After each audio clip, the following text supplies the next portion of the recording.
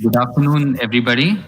I welcome you all to the virtual MOU signing ceremony between Rashtriya Raksha University and the International Committee of the Red Cross. Rashtriya Raksha University is a pioneering security university established under an act of the parliament. It has been regarded the status of an institution of national importance. We at RRU are proud to enter into this MOU with the International Committee of the Red Cross, covering various academic, training, research, capacity building, and extension activities to further the humanitarian discourse. I now invite Professor Dr. Bimal Patel, Vice Chancellor, Rashtriya Raksha University, to deliver his welcome remarks. Thank you very much, Digvijay. On behalf of the Rashtriya Raksha University, it is indeed my honor, my pleasure to initiate the collaboration with the International Committee of the Red Cross on this historical day of 10 December 2020, which also marks the United Nations adoption of Declaration of Human Rights. Both the ICRC and the RRU, besides the mandate of security, in our case, security and police, are striving to ensure the respect for human rights without caste, creed, sex, religion are upheld for the entire humanity. And therefore, despite the fact this university has been just come into existence in the new form, and the ICRC, which has hundreds of years of establishment experience, we are able to come together. This historic moment would have been perhaps not possible, but thanks to the distinguished colleague, Sri Jetli and Sri Sandeep Bali. It has been more than a year. We have been discussing with them how in my previous organization, that is Gujarat National Law University, and now the Rashtriya Raksha University, how we can work on a couple of projects. The most important among them was the San Ramo manual on the naval warfare. And as we all know, that manual is being under the process of quote-unquote codification. Had COVID not arrived, perhaps in June 2020, the process would have come to almost finalization. And therefore I express my deep thanks to Sri Jetli and Sri Bali for their excellent support, because we wanted to convene meetings of the coastal and littoral states of the Indian Ocean, because as we all know, the shift of conflict, maritime conflict, at least low intensity conflict, may very well shift towards these waters. So as a preventative mechanism also, this was a great initiative. And I'm pretty sure this initiative will definitely find its continuation under our long-term academic research and training collaboration. I also thank my colleague, Mr. Sushil Goswami, the Dean of School of Coastal, Maritime, Air and Space Studies, and the Director in the Vice Chancellor's Office, for his continuous support, initiative in ensuring that we witness today this great event. In other words, you as ICRC representative and regional head, Betty sir and Mr. Bali, coming from the operations, myself and Sushil Goswami, coming from the academic and scholarly legal fields, and the new colleague, that is Mr. Digvijay Revatkar, who has experience in working also at the ICRC in Geneva, and now is my project officer in the university. I believe that the optimism, the enthusiasm shown by all of us will give necessary fillip so that the planned events which we are going to organize in the next 6 months and year and much ahead will come definitely fruition.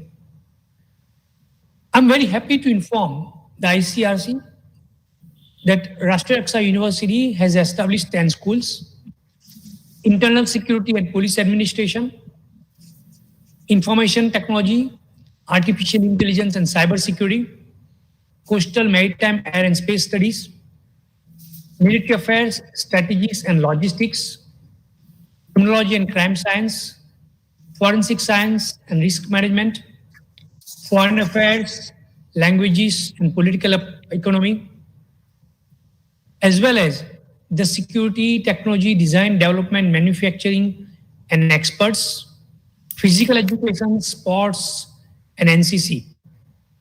These 10 schools, together with what we call Section 8 company, that is strategic and scientific research association of the organization of the university, aim to provide an intellectual ecosystem to the country in the area of national security and police. I also see this university playing an important role in three distinct manners. The first is how this university can make a tangible contribution in securing the rightful place of India in the Committee of Nations. Number two, how this university can provide excellent educational ecosystem to the serving and retired officers from defense forces, paramilitary forces, police, and of course, most importantly, and there is a third, how this university can contribute in creating the cadre of hundreds of thousands of young men and women to serve the cause of national security and police with highest level of professionalism through undergraduate, postgraduate courses, Master of Philosophy, PhD, postdoctorate, so and so forth.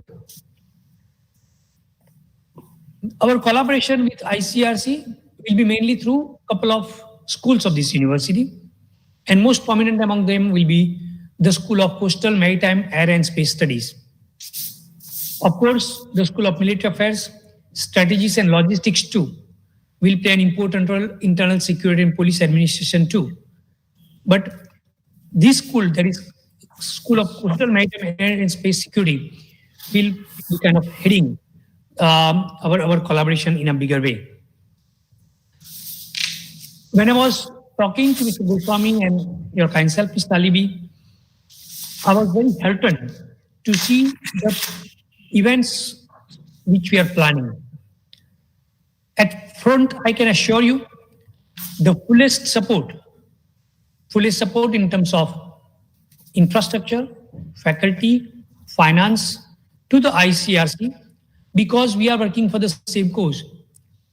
If you optimize the resources, what you have and what we have, we can achieve the much needed aims and objectives which ICRC is pursuing in India or in South Asia, and my university is pursuing for this nation as well. So when I was looking at number of events, I was very happy. International humanitarian law, which of course I was privileged to study under Professor Horst Fischer, University of Bochum from in Leiden. And it is a small tribute to him by making sure that we organize these kind of programs at RRU. So the advanced international humanitarian law is going to be very, very important. Similarly, you may kindly recall during our initial discussion that India is poised to take a major role in humanitarian assistance and disaster relief. Be it COVID, be it tsunami, be it delays caused by conflicts, so and so forth. India has emerged and India has been sought after by not only, I would say, countries within the immediate region, but across the world, from United States to China, regardless of differences which we have with any country, those countries are seeking India's assistance with regard to the HDR, in which we are very happy that ICRC indeed has decades and decades of experience. I believe we would definitely leverage these expertise, experiences, and resources. Very importantly, the law of the sea and armed conflict at sea, which none of us want to happen in the future. But nevertheless, war and peace are part of the history of this humanity, and one can be, I would say, naive in thinking that war won't happen. I'm not talking military war, but I'm talking of all kinds of war. The war which we are fighting today against COVID itself is a war, right? The content, the form, the emergent origin, everything might be different. But here we are fighting invisible enemy.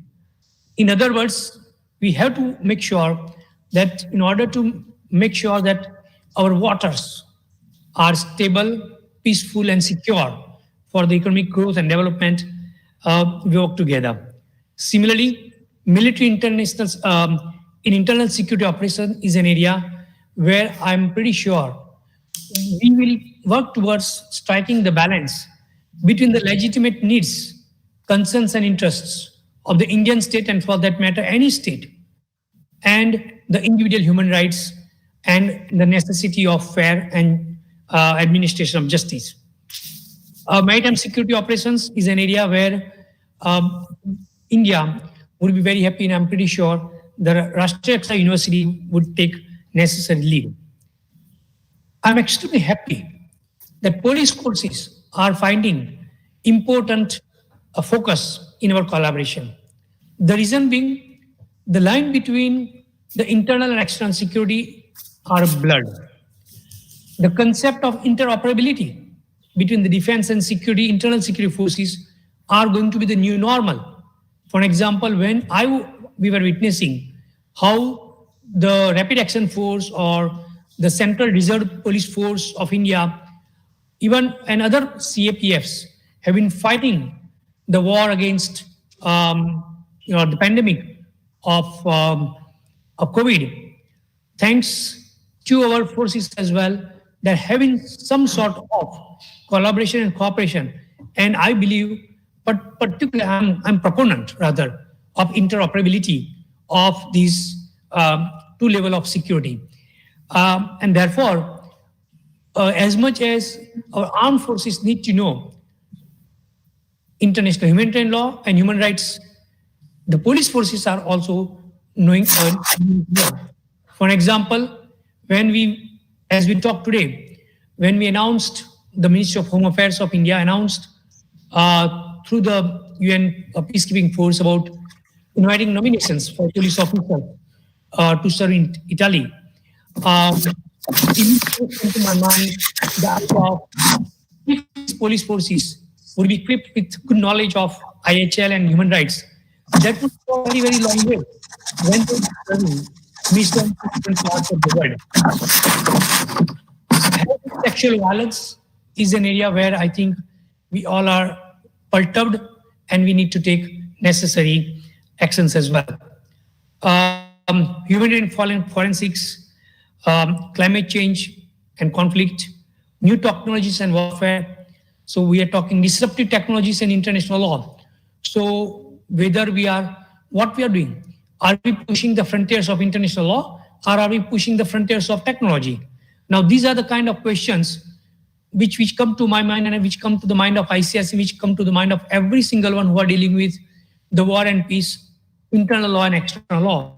And I think these are the areas where I particularly look forward to work very closely with ICRC. With enormous amount of goodwill which ICRC has generated across the border, I was very pleased to see when the president, Peter Maurer, was invited by Minister Lavrov of Russian Federation last month to talk about what role ICRC can play with ongoing Nagorno-Karabakh crisis. Differences are going to remain between the states and ICRC.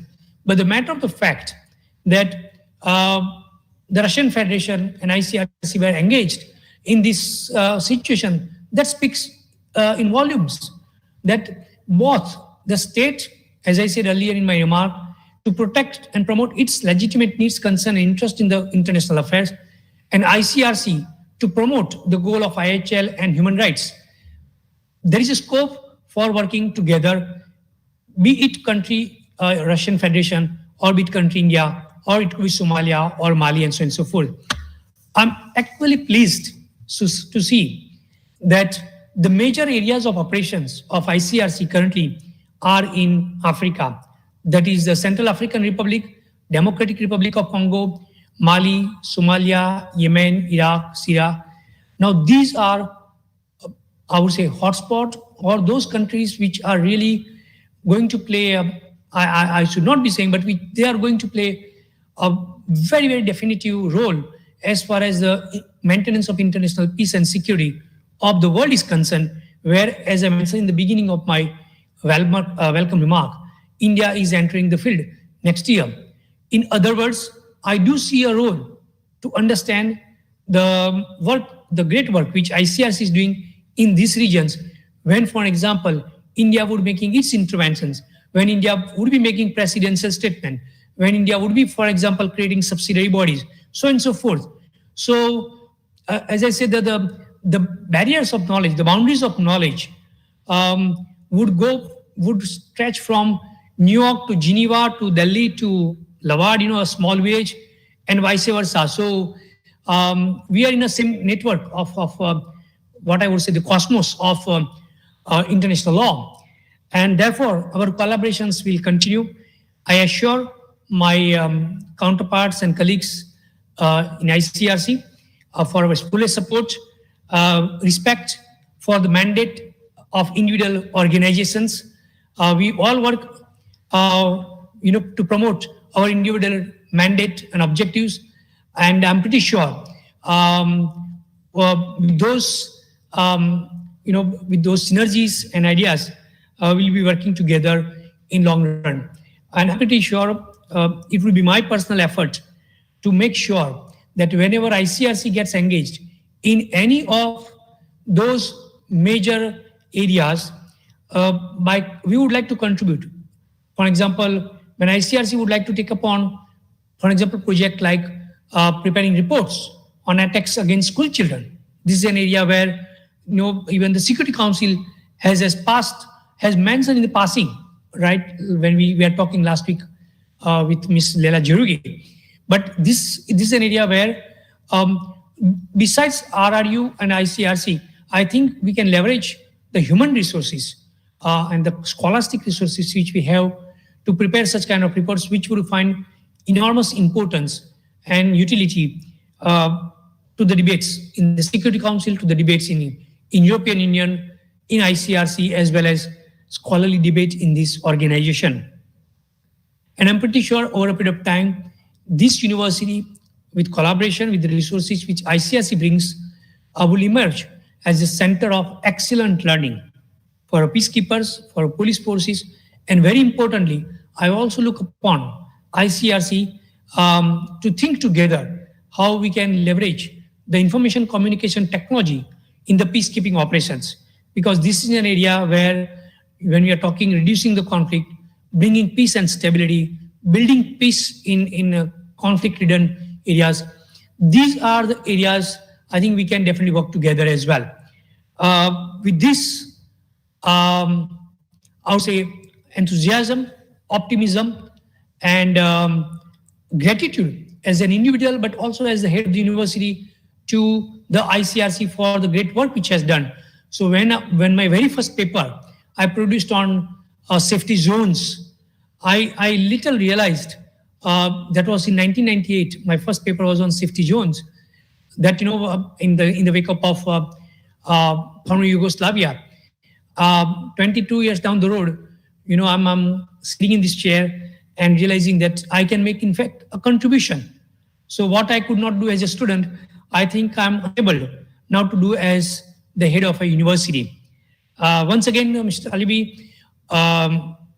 Sajivji, Commander Bali, and entire ICRC for reposing faith in the RRU. And I thank my colleagues at RRU, and I would reassure all of us my personal support and the institutional support to achieve the aims and objectives of our collaboration. Thank you. Thank you, sir, for your address. I now welcome Mr. Yahya Alibi, Head of Regional Delegation ICRC in New Delhi, to deliver his address.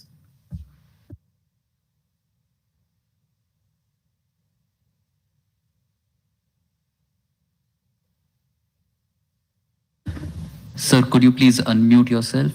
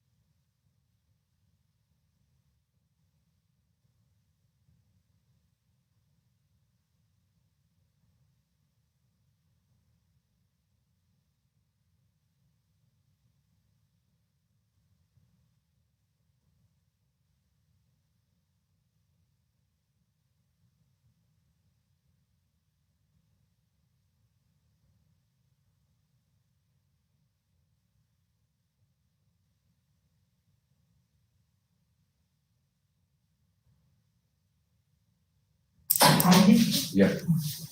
Okay. Can you hear us? Yes, sir. Okay. Thank you. Thank you for giving me the stage.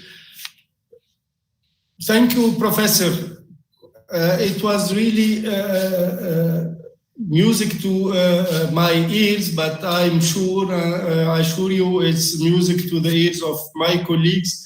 We have many colleagues, and they are following this session and this ceremony in their offices here.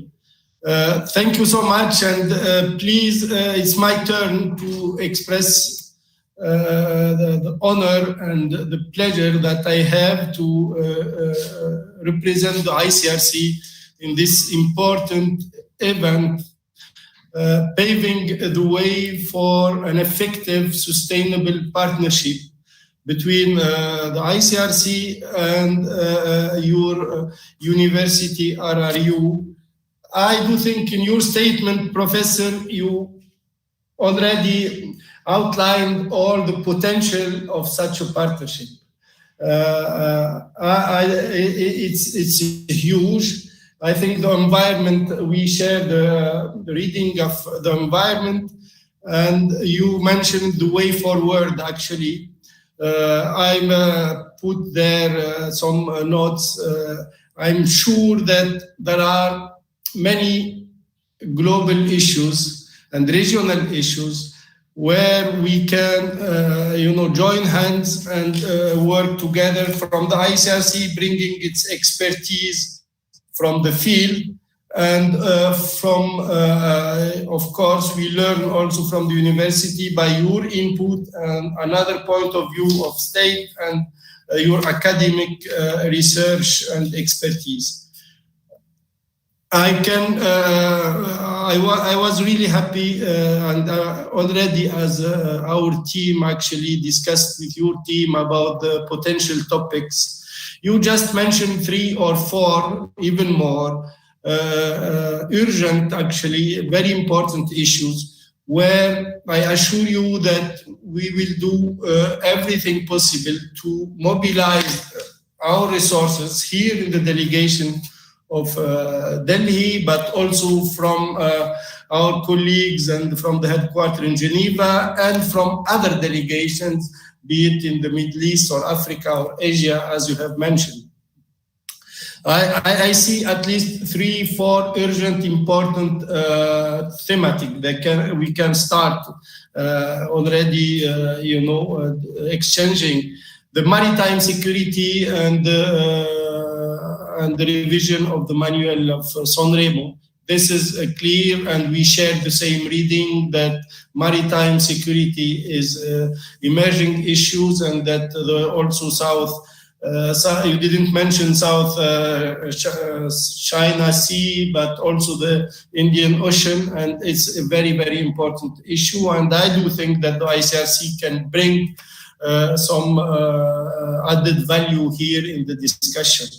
The second is about artificial intelligence, and we call it also the autonomous weapon today, and especially this artificial intelligence applied to armed conflicts. And what does that mean for us as a human? Or if we lose control, what are the challenges that these new weapons can pose to the basic rules of IHL? This is huge. We have been starting looking into this, engaging with experts, with states about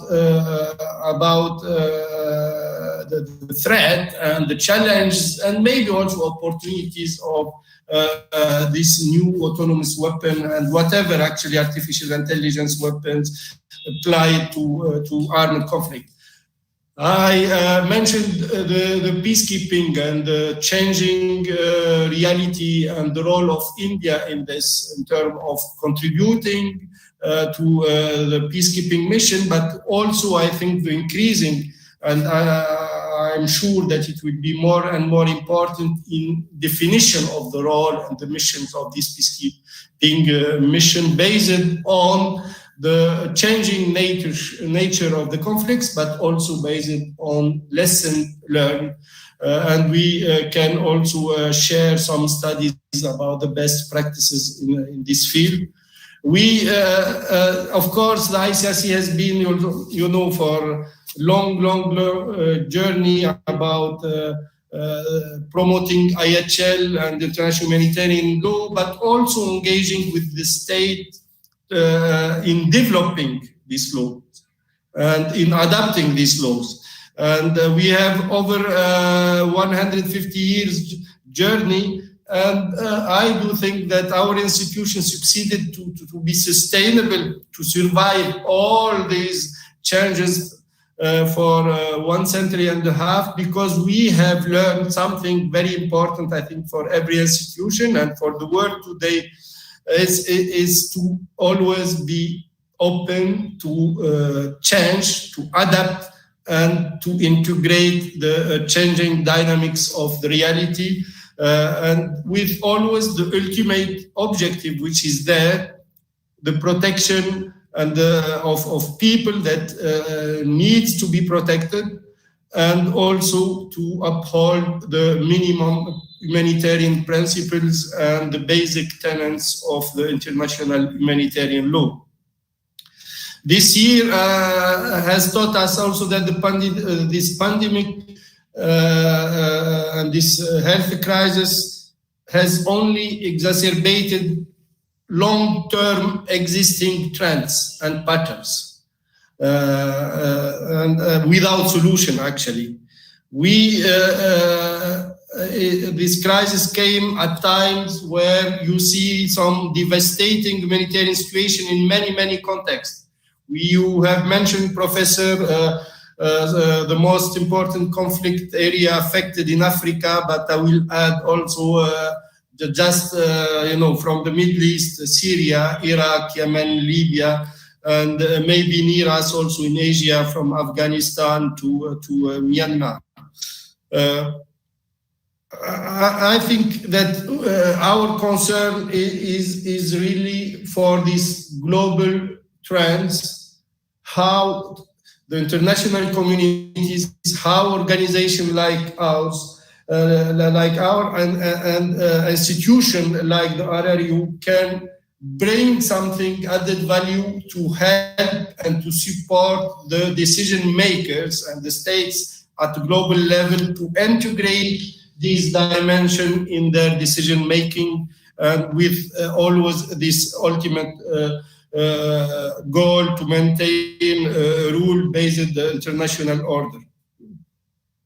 We are really concerned these days, and I mentioned during the session about children and conflict, about how this pandemic is compounding the suffering of many vulnerable populations that are already struggling to meet basic needs as food, shelter, water, medical care. And now this year, you will see, I'm sure we will all see how it will be very challenging for a fair access to the vaccine worldwide and the geopolitics of vaccines. And the ICRC voice is clearly to make sure that states and the international community integrate the needs in conflict-affected areas where there's no state, weak state, there is no resources, there is no health structure, and these populations should also have access to this vaccine. You mentioned about IHL, and thank you for your passionate advocacy for this. We have this task and internationally mandated to promote and develop international humanitarian law and to respond in addition to the field work, which is responding to the needs in the field. But we have been and have a good history of engaging with armed forces here in India and with the UN Peacekeeping Center in New Delhi for many years. We have been always keen to bring our field experience and to speak of the humanitarian consequences on the ground, bringing also lessons learned and best practices, and how the neutral and impartial action aimed at protecting and assisting those who are victims of violence, how to have and contribute to an environment alleviating this suffering, and actually because we do think that this is central to one common objective, which is to maintain peace and stability and security. And we do think, based on our long experience, there's no peace and security and stability without the minimum uphold of humanitarian principle and IHL. This is very, very important, and here the link is not just emotional and passion and charity. It's these two issues. These two issues are interlinked.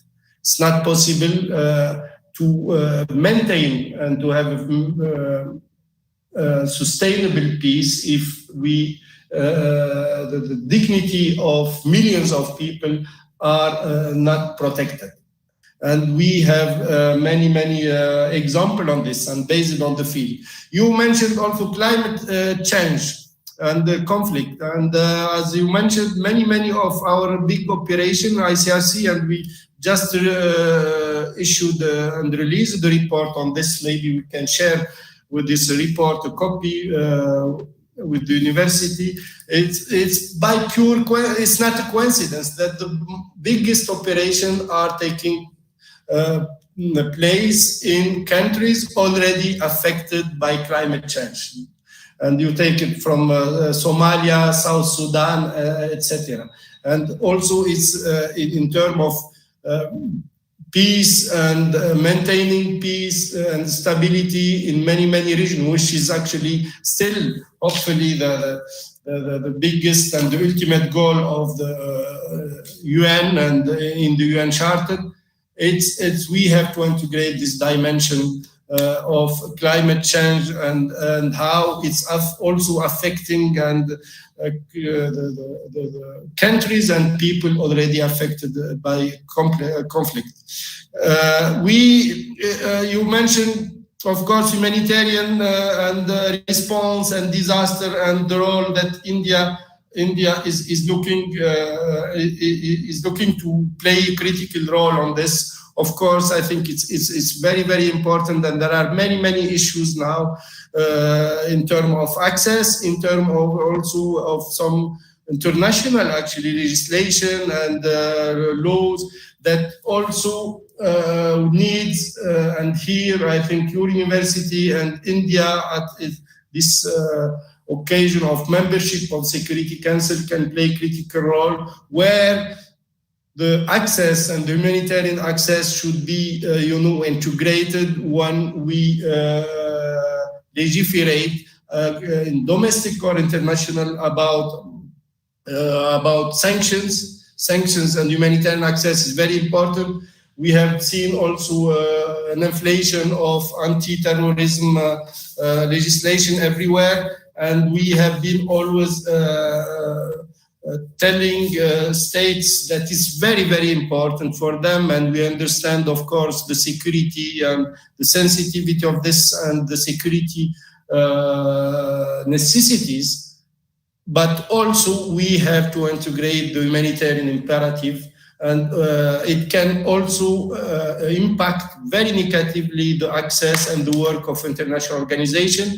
We are discussing this with the donors and at the level of the UN and bilateral with many states, that the neutral, impartial humanitarian action based on IHN and international humanitarian law should be allowed and not and exempted actually from the restrictive laws and anti-terrorism laws and sanction also. I think I will stop here for the thematic. I think we have many maritime, artificial, cyber war, the humanitarian access, climate change, and of course the training of the military and the police, because we have also a program here and we have colleagues expert on this, even in my delegation, about also the standard security maintaining and the law and order for security personnel.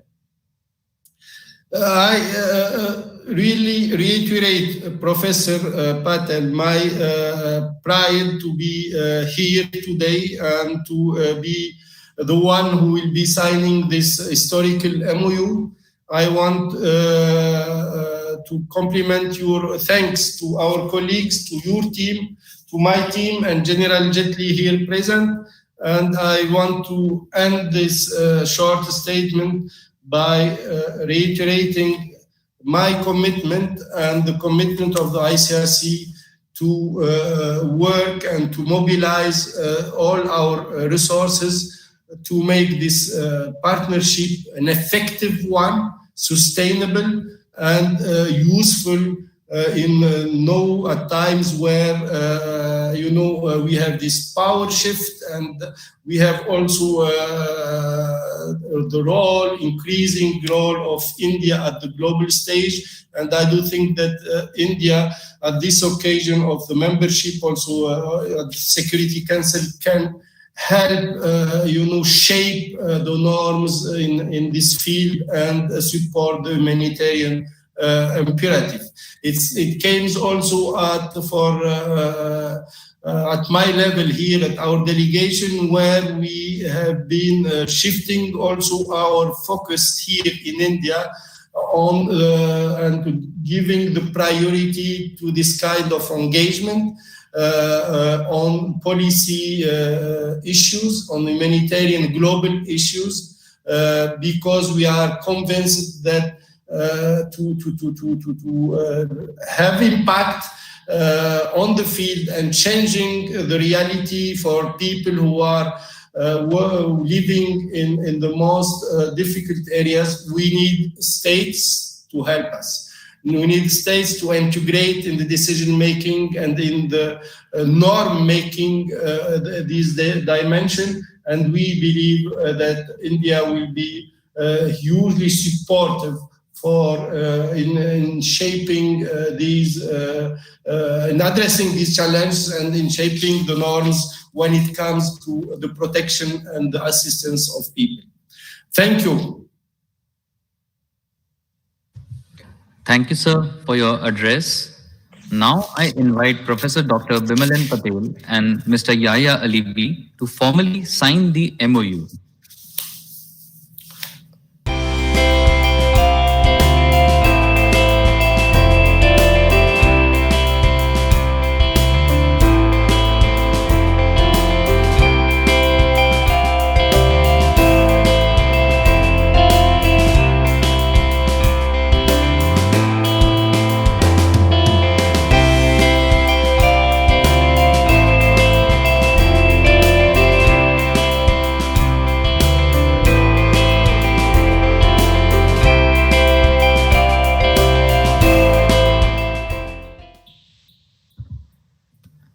I now invite Mr. Sushil Goswami to present the planned joint activities before this August gathering.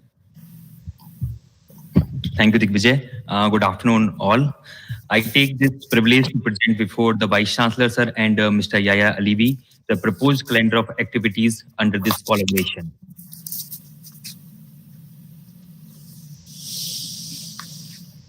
I am pleased to present before the Vice Chancellor, sir, and Mr. Yaya Alivi, the book project on coastal security and sustainable development in Indian Ocean. I also take this privilege to present before the Vice Chancellor, sir, and Mr. Yaya Alivi, the launch of certificate course on law of armed conflict. Thank you, Digvijay. Thank you, sir. Now I invite Mr. Sushil Goswami to deliver his concluding remarks and the vote of thanks. Thank you, Digvijay. Esteemed Mr. Yaya Alivi, the head of ICRC regional delegation for India, Nepal, Bhutan, and Maldives. Esteemed Vice Chancellor, sir, of Rashtriya Raksha University, Professor Dr. Bimal N. Patel, my fellow colleagues, and all participants, those who have joined us on various virtual platforms, good afternoon. Indeed, this is a matter of great privilege to join hands with the International Committee of the Red Cross for various academic, research, training, capacity building, and extension activities.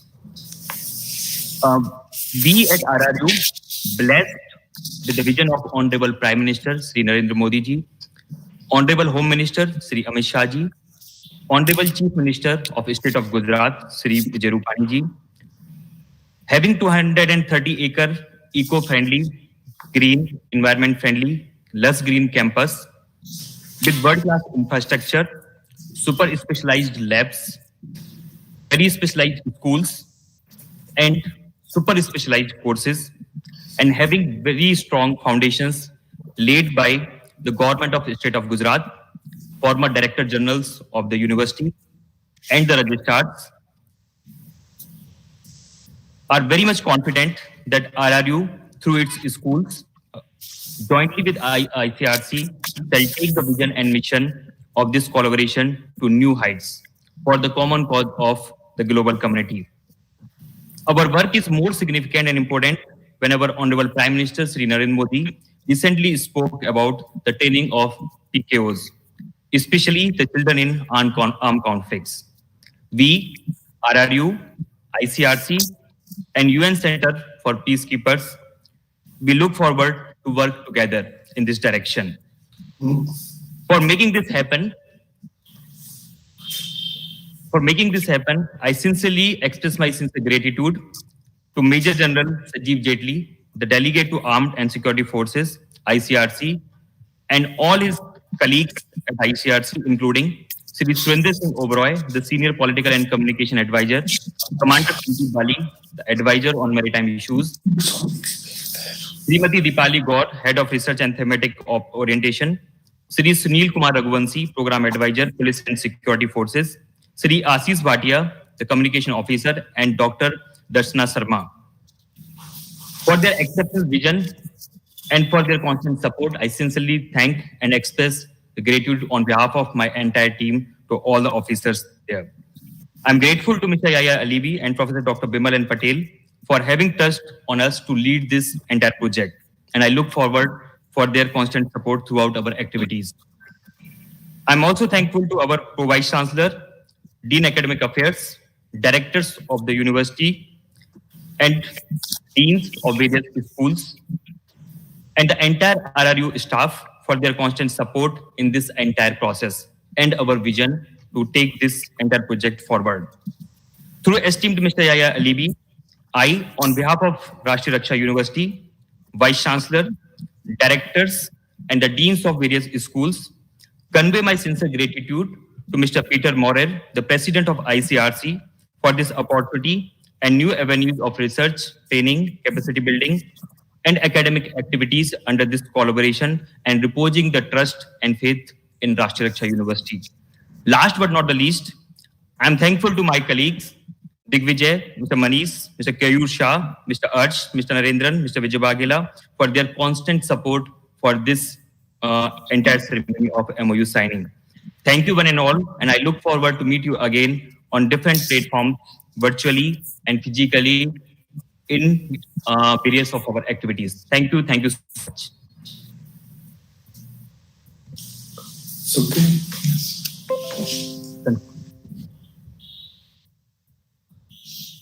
Thank you.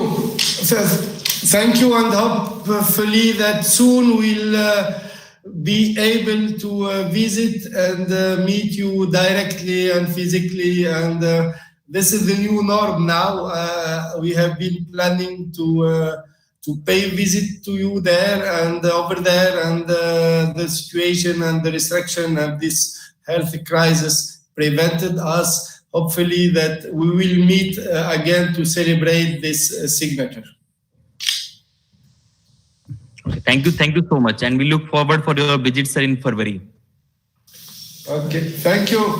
Thank you, sir. Bye-bye, Professor. Thank you.